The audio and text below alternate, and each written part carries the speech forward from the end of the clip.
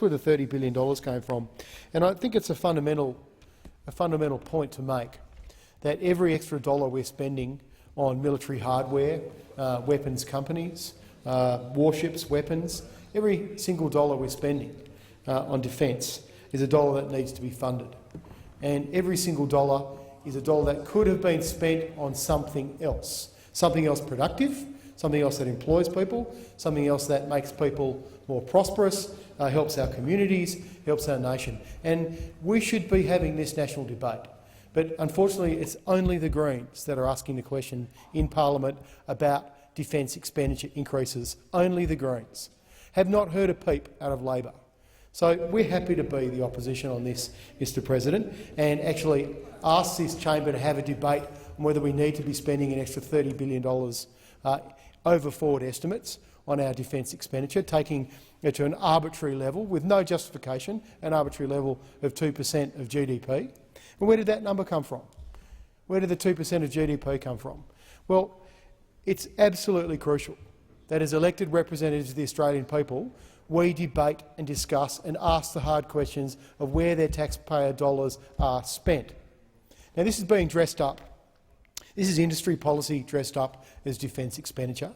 And if it is going to be industry policy, spending money on the military-industrial complex, then we should actually look at where else we could spend that money. And it is interesting that I asked a question on infrastructure today, because we've got a huge infrastructure gap in this country. We all know that.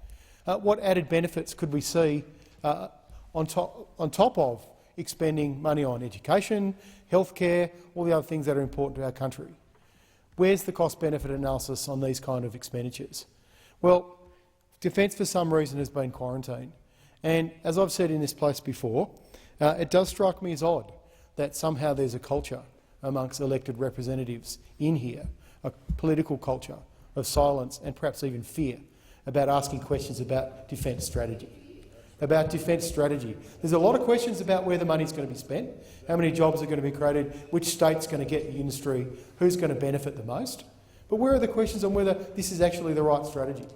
And where's the scrutiny of that? And, you know, what is clear from the Parliamentary Budget Office analysis that we asked them to do is that this $30 billion wipes out the return to surplus in this country. And considering the debate we're having in this chamber in the last 20 minutes about where are we going to raise more revenue, where are the cost savings going to come from? I mean, as I said in my supplementary question, Mr President, the Treasurer, Mr Morrison, has clearly said that his budget rules are that any new spending must be fully offset with savings. So have we got $30 billion in extra spending, which I must say Senator Coleman was very agile and nimble in question time today and wouldn't quite admit that there was an extra $30 billion, but I'm telling you in the Defence White Paper that's what it says. Where are those cuts going to come from? Where are those savings going to come from? And will the Labor Party support that when that detail has been made clear? The revenue measures, if we ever get any, if we ever get some structural reform around negative gearing or super concessions, is that then going to go to spending more on warships and weapons? I think these are questions that the average Australian would like to know more about. I'm sure that most Australians, in fact I think all Australians, support having a defence force, with the operative word on defence.